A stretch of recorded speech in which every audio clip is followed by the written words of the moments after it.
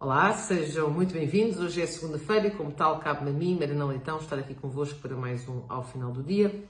Hoje vou falar sobre a separação de poderes e vou falar sobre este tema porque, mais uma vez, o nosso governo veio apresentar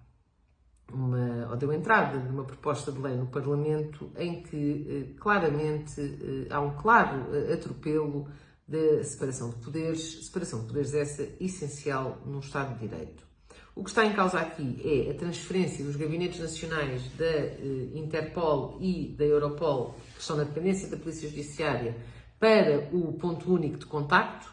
que por sua vez é uma estrutura controlada pelo Secretário-Geral do Sistema de Segurança Interna, do SSI, e que depende diretamente do Primeiro-Ministro. Ou seja, temos gabinetes onde são tratadas matérias de investigação criminal, portanto matérias sensíveis, confidenciais, e que estava na dependência da Polícia Judiciária, que é de facto a estrutura que faz investigação criminal, e que agora passam para uma estrutura que está na dependência do Primeiro-Ministro, ou seja, na dependência do poder político. E, portanto, isto é de uma promiscuidade total e absoluta e, como é óbvio, um completo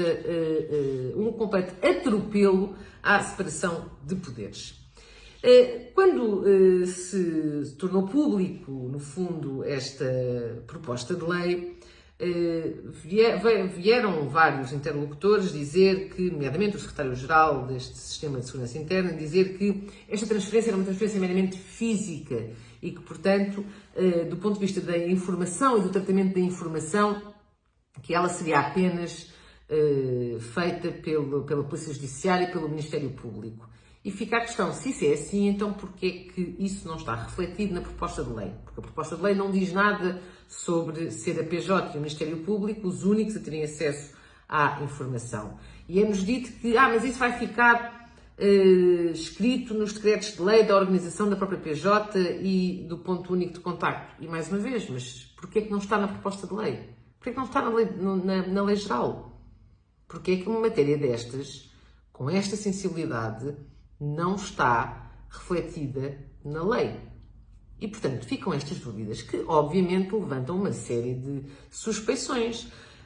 porque é óbvio que, sem esta garantia expressa na lei de que apenas a PJ e o Ministério Público, os funcionários, têm acesso às matérias de investigação criminal e nada e mais ninguém, quer dizer, é óbvio que se isto não ficar expresso, quer dizer, qualquer pessoa, qualquer interveniente pode ter acesso a qualquer matéria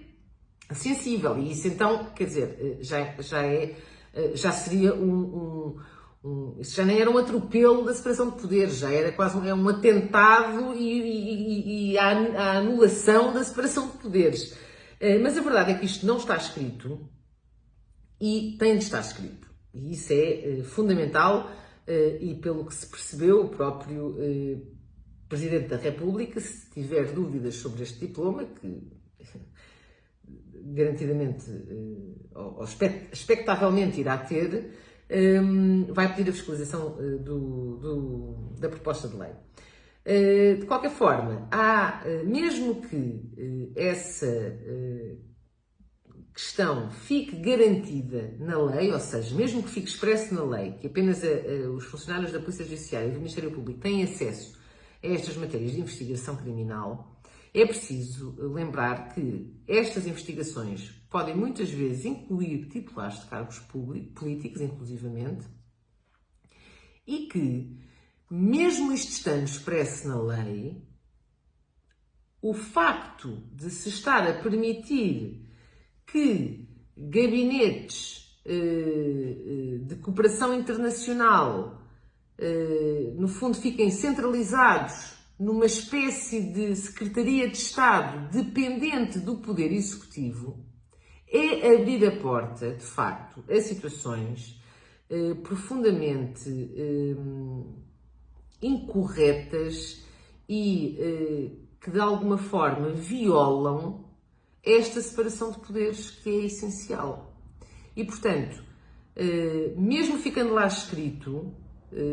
que apenas a PJ e o Ministério Público têm acesso a estas matérias e a estas informações, o facto de se permitir que estes gabinetes passem para um organismo dependente do Poder Executivo, neste caso do Primeiro-Ministro, é abrir a porta a sucessivas violações da separação de poderes. E, portanto, é impossível não suspeitar que, no fundo, isto é mais uma manobra do Partido Socialista para dominar o aparelho do Estado, para, no fundo, conseguir manter-se ad eterno no poder